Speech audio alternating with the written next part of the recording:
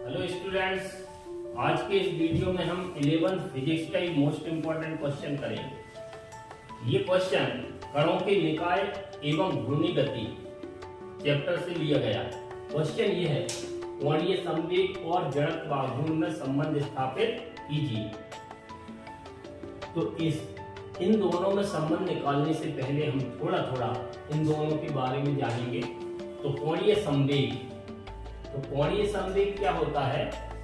किसी भी कण का जो रेखीय संवेग होता है, उस रेखीय संवेग का किसी घूर्णन अक्ष के परितः आघूर्ण कोणीय संवेग कहलाता है। रेखीय संवेग का घूर्णन अक्ष के परितः आघूर्ण, उसी का नाम क्या है? कोणीय संवेग। तो कोणीय संवेग की परिभाषा हम इस प्रकार से दे सकते हैं कि किसी भी कण का रेखीय संवेग का किसी घूर्णन अक्ष के परितः आघूर्ण उस कण का उस अक्ष के परितः कोणीय संवेग कहलाता है, और इसको हम कैपिटल एल से दर्शाते हैं।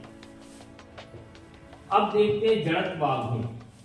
तो जड़त्व आघूर्ण क्या होता है? घूर्णी गति में कोई भी पिंड अपनी घूर्णन अवस्था में परिवर्तन का विरोध करती है। इस गुण को हम जड़त्व आघूर्ण कहते हैं। जड़त्व आघूर्ण क्या है? वस्तु के अंदर एक ऐसा गुण है जो घूर्णन गति में परिवर्तन करने का विरोध करती है।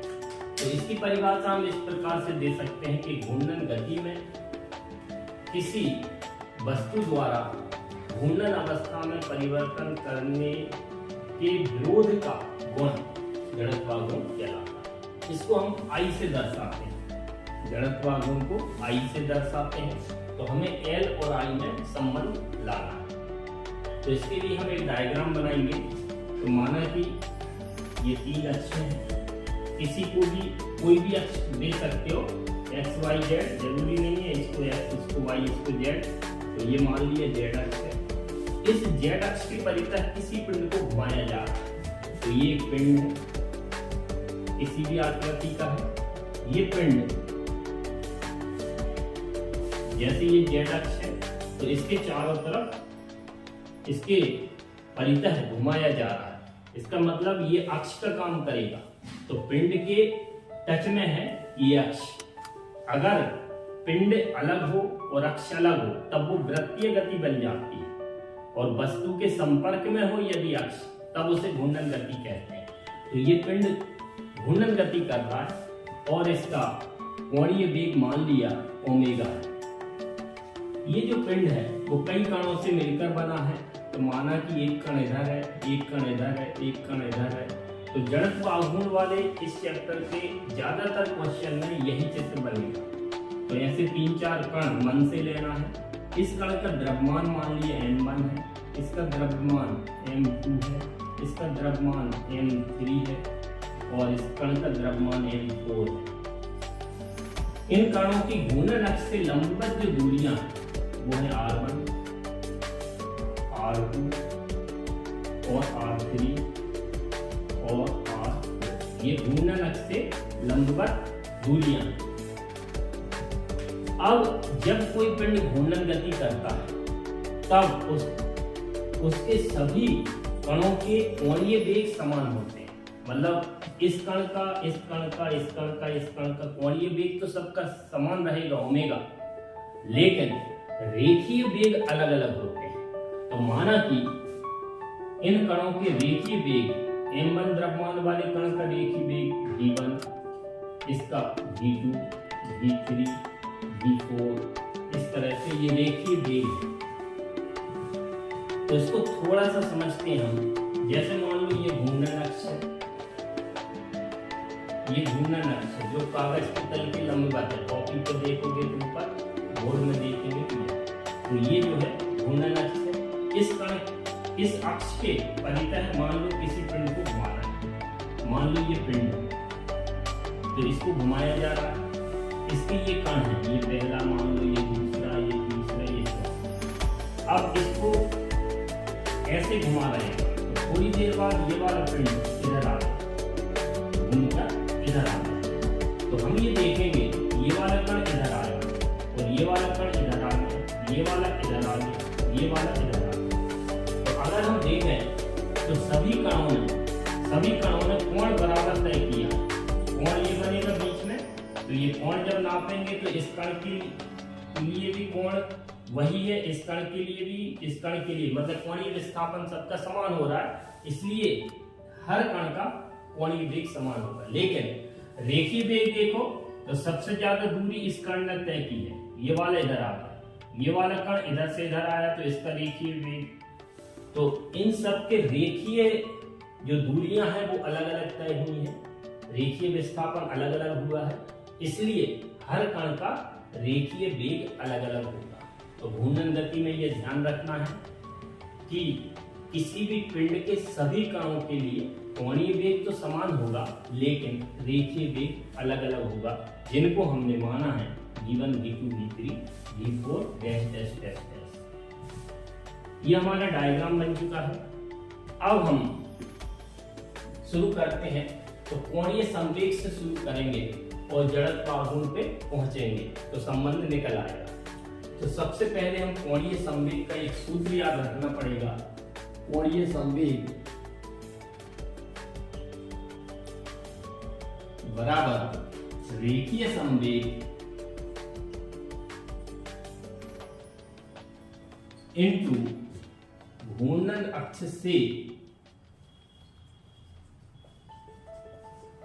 कण की